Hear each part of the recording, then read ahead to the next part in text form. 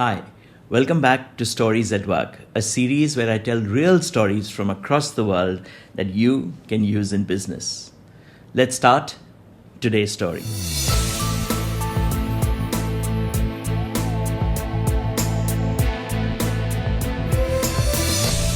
This was 1939. The Second World War had just started.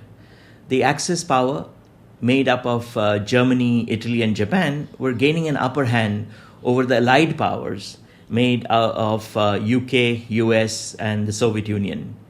Now, one of the reasons was the German Enigma machine, a cipher or a coding machine that looked just like a complex typewriter but held the power to mask the Axis powers' communication to their outposts and the army and the navy in layers of impenetrable code.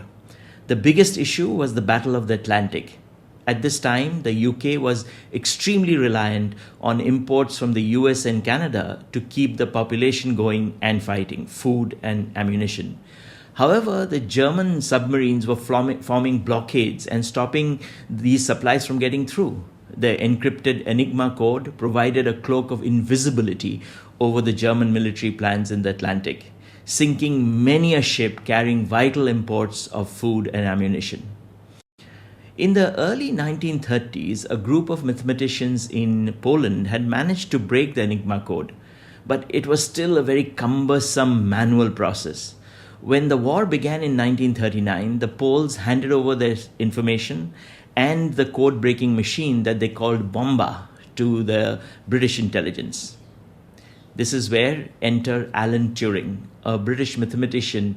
He joined the top secret mission at Bletchley Park near London, a place that would become the epicenter of the Allied effort on code breaking.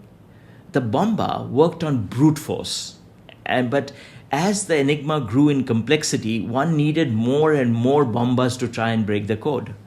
Now, for the initial years from 1939 to early 1942, several of the team's attempts at trying to find a better solution led to failure.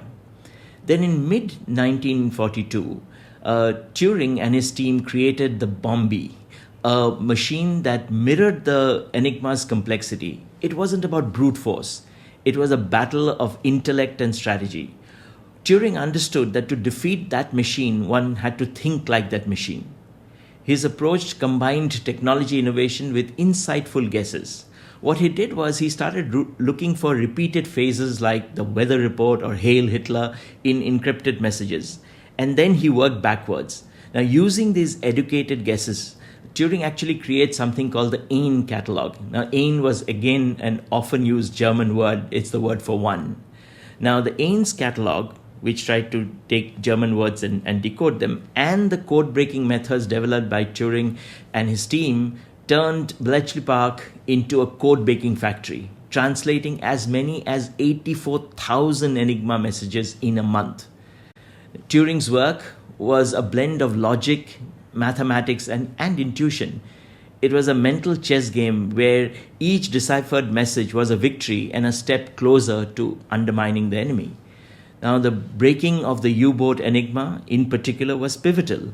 It allowed the Allies to reroute their convoys, ships, away from the lurking U-boats or submarines, keeping vital supplies lines open and preventing Britain from being starved into submission.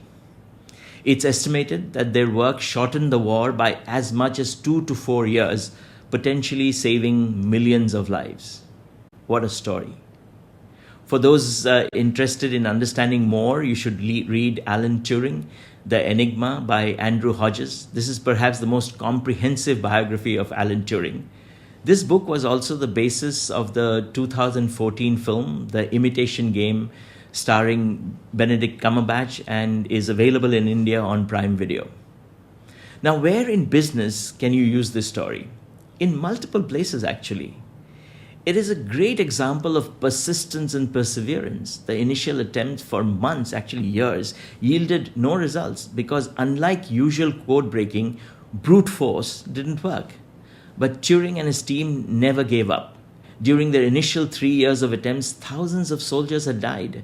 The stress, the pressure, the initial failures didn't cause the team to give up. They kept looking for different ways. There's another business point one can drive using this story. Now, tight deadlines and high stakes, if handled well, can actually foster drive and innovation. Yeah. Just because you have a tight deadline or very high stakes doesn't mean you can't innovate. Innovation is not about going only into a meditation room in quietness. Now, the third point is something I have encouraged in the 30 plus years that I have worked. I call it steal with pride. The word steal in this phrase is not about copying or stealing intellectual property, but being open to taking inputs and building on the work of others.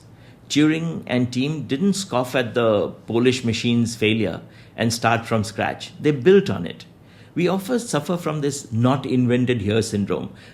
It was not done here, so it must be bad. We'll try and do everything all over again. This would also be a great story to use when you're explaining the meaning of trust. It's always easy to trust someone who delivers every time. I hope you liked that story. And if you did, we have over 100 others on our website, www.storyworks.in. Our website and our YouTube channel has 2 playlists. The Story Bank playlist, which already has 81 stories. This contains stories like this, real incidences that you can share to drive home a business point. The other playlist is called Leaders Speak. This has videos where leaders have shared stories that have created opinions they have. If you're sharing the same opinion with your team or driving home a similar message, you could use that story. I hope you continue to be inspired to use stories to increase the impact on your communication. See you next week. Thanks for watching. Bye for now.